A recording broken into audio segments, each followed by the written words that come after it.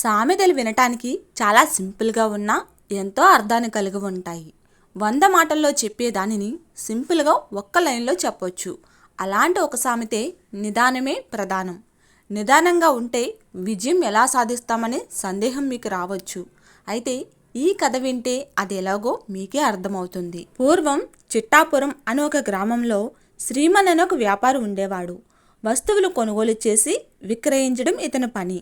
వస్తువులు తక్కువ ధరకు ఎక్కడ లభిస్తాయో తెలుసుకొని కొనుగోలు చేస్తాడు. వాటిని వేరే గ్రామానికి తీసుకెళ్లి విక్రయించి అధిక లాభాలు పొందుతాడు. ఈ క్రమంలోనే ఓ రోజు కొబ్బరి బొండాలను విక్రయించాలని నిర్ణయిస్తాడు. తక్కువ ధరకు ఎక్కడ లభిస్తాయో తెలుసుకొని ఆ గ్రామానికి వెళ్తాడు.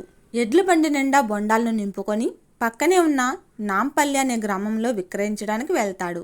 అయితే ఆ గ్రామానికి అతను వెళ్ళటం అదే తొలిసారి. దారి కూడా సరిగ్గా తెలియదు. దీంతో దారి మధ్యలో మేకలు కాస్తూ వెళ్తున్న ఓ మేకల కాపరిని నాంపల్లి గ్రామానికి ఎలా వెళ్ళాలి అని అడుగుతాడు. అతను ఇలా నేరుగా వెళ్ళమని సమాధానం ఇస్తాడు.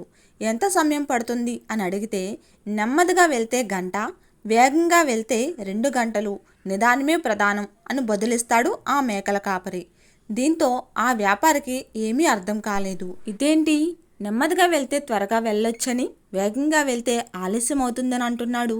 వీడెవడో తింగరోడ్లా ఉన్నాడు అని అనుకొని ముందుకు సాగుతాడు.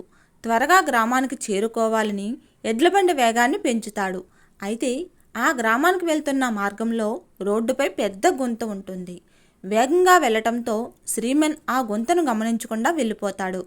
గుంతలో నుంచి వేగంగా వెళ్ళటంతో ఎడ్లబండి ఒక్కసారిగా ఎగురుతుంది. దీంతో బండిలో ఉన్న కొబ్బరి బొండాలన్నీ చెల్లాచెదురుగా రోడ్డు మీద పడిపోతాయి. వాటన్నిటినీ నెమ్మదిగా ఒక్కొక్కటి ఏరుకొని మళ్ళీ బండిలో వేసుకొని నాంపల్లి వెళ్ళేసరికి ఆ మేకల కాపరి చెప్పినట్లే 2 గంటల సమయం పడుతుంది.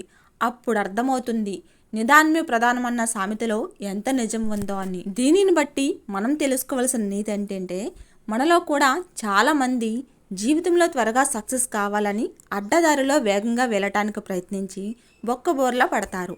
అందుకే నిదానంగా ఉంటూ సరైన నిర్ణయాలు తీసుకుంటూ జీవితంలో ముందుకు సాగితే ఎప్పటికైనా విజయం సాధిస్తామన్నది గొప్ప సందేశం ఈ కథలో దాగి ఉంది.